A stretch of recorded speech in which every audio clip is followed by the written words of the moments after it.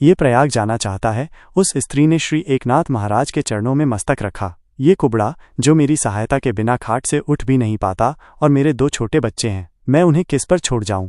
कौन पालन करेगा उनका? वह रो रही थी, हिचकियां बंध गई थीं उसकी। उस स्त्री का पति एक लाठी के सहारे दूर खड़ा था, कमर झुकाए। उसके नेत्रों में जल था और थी अपार श्रद्धा। वो अपनी स्त्री की भांति धृष्ट नहीं था जो भक्त मंडली को चीरती महाराज तक चली गई थी। उसने सबसे पीछे बड़े कष्ट से बैठकर पृथ्वी पर सिर रखा था और फिर किसी प्रकार लाठी पर बल देकर खड़ा हो गया था। उसे कुबड़ है, सीधा खड़ा होने में असमर्थ है। पैर के घुटनों और कमर में गठिया का भयंकर दर्द है। प्रातः जब पत्नी उसकी कमर और पैर कुछ देर तक दबाती है, तब कहीं घंटे 1.5 घंटे दिन चढ़े किसी प्रकार उठ पाता है। स्त्री जितनी ही वाणी की तेज है, उतनी ही सेवापरायण भी। हृदय स्वच्छ है उसका, जो मुंह में आए बड़बड़ाती रहती है। किंतु यदि किसी दिन दर्द बढ़ जाए, वो चीखने लगे तो दिन रात एक कर देती है। गांव के सारे वैद्यों वृद्धों के घर दौड़ आती है। कभी तेल मलती है, कभी सेंकती है, और जब कुछ वश नहीं चलता तो उसके पैरों पर सिर रखकर फूट फूट कर रोती है। वो समझती है और उस समय भी खरी खोटी सुनाने से बाज नहीं आती। तूने ही तो दही खा ली, तूने मना करने पर चोरी से मूली खाई होगी, जरूर कुछ खाया होगा। बड़ा चटोरा है तू मुझे मार डालेगा। वो रोती भी जाती है। पति की शपथों पर उसे विश्वास नहीं। थोड़ी सी उसकी जमीन है, किसी न किसी मजदूर को लेकर स्त्री खेतों में लगी रहती है। मूली, गोभी, कुम्हड़े, लौकी, कोई न कोई शाक भाजी उसके खेत में 12 महीने मिल जाती है। पति के बदन की मालिश करके, चौका बर्तन, रसोई, बच्चों की देखभाल और पति को स्नानादि करा के भी वो खेतों के लिए समय निकाल लेती है। मजदूरों को डांट फटकार आती है। वही एक ऐसी सब्जी वाली है जो शाम को नगर में सब्जी बेचने जाती है और चिराग जले लौटती है। बिक्री के पैसे उसने कभी अपने पास नहीं रखे। आते ही पति को गिना देती है, मांग लेती है। उससे व्यय की आवश्यकता पड़ने पर हिसाब मांगना उसे नहीं आता। वैसे पति के पास पैसे न होने से वो अस्वीकार करे मांगने पर तो झगड़ भी लेती है। उसे चटोरा कहकर डांट भी देती है। गांव में प्रसिद्ध झगड़ालू है। किसी ने उसके खेत में पैर रखा, किसी की गाय या बकरी बाढ़ के समीप पहुंची, आसमान सिर पर उठा लेगी। एक बार प्रयाग जी में गंगा यमुना में गोता लगा लूं। कुबड़े को बहुत दिनों से धुन है। वह जब इसकी चर्चा करता है, पत्नी रोते रोते आंखें लाल कर लेती है, खूब खरी खोटी सुनाती है। ये जीवन सफल हो जाए, फिर मर भी जाऊं तो क्या हानि। उसने धीरे धीरे 50 रुपए एकत्र कर लिए हैं। अब वो रुक नहीं सकता। गांव का लल्लू नाई जा रहा है, झम्मन कहार जा रहा है, अलगू पांडे जा रहे हैं, वह उनके साथ अवश्य जाएगा। उसने पत्नी को यहाँ तक कह दिया है कि वो अपनी कमाई के रुपए न ले जाने देना चाहे तो ये 50 रुपए भी ले लें। वो मांगता खाता चला जाएगा, लेकिन इस साल तो वो जाकर रहेगा। मर जाएगा ये रोगी कुबड़ा उसकी सेवा के बिना। वो अपने छोटे बच्चों, खेती बाड़ी को छोड़कर कैसे जाए? कौन देखेगा ये सब? बच्चे बिलबिलाएंगे, खेत नष्ट हो जाएगा। जब कई दिन लगातार रोने और झगड़ने का भी पति पर प्रभाव न हुआ तो किसी प्रकार समझा बुझाकर वो उसे एकनाथ महाराज के पास लाई। महाराज समर्थ योगी हैं। उन्होंने गंगोत्री से रामेश्वर पर चढ़ाने के लिए लाए जाने वाले जल को प्यासे गधे को पिला दिया। वहीं पर भगवान रामेश्वर प्रकट हो गए। हो सकता है वो दया करें तो इसे किसी प्रकार रोक दें, कुछ समझा दें या उसकी बुद्धि बदल दें।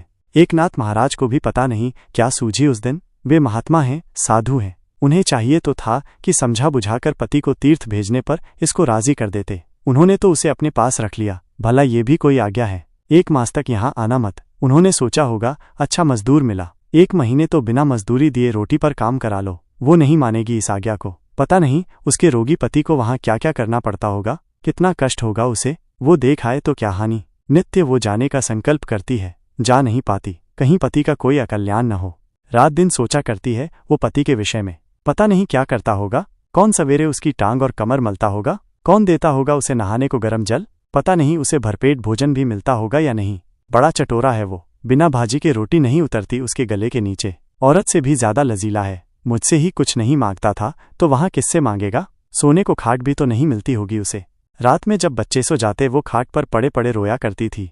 पता नहीं उसे क्या सूझा था कि एकनाथ महाराज के पास ले गई थी उसे। वो प्रयाग ही तो जाना चाहता था, कोई बुरा काम तो नहीं करना चाहता। उसी के बहाने गोता लगाने को मिल जाएगा गंगा जी में। ठीक ही तो कहता है वो। जीवन का क्या ठिकाना। उसकी एक लालसा को भी पूरी नहीं कर सकती वो। व्यर्थ है उसका पत्नी होना। अपने दुख का पार नहीं पाती वो आजकल।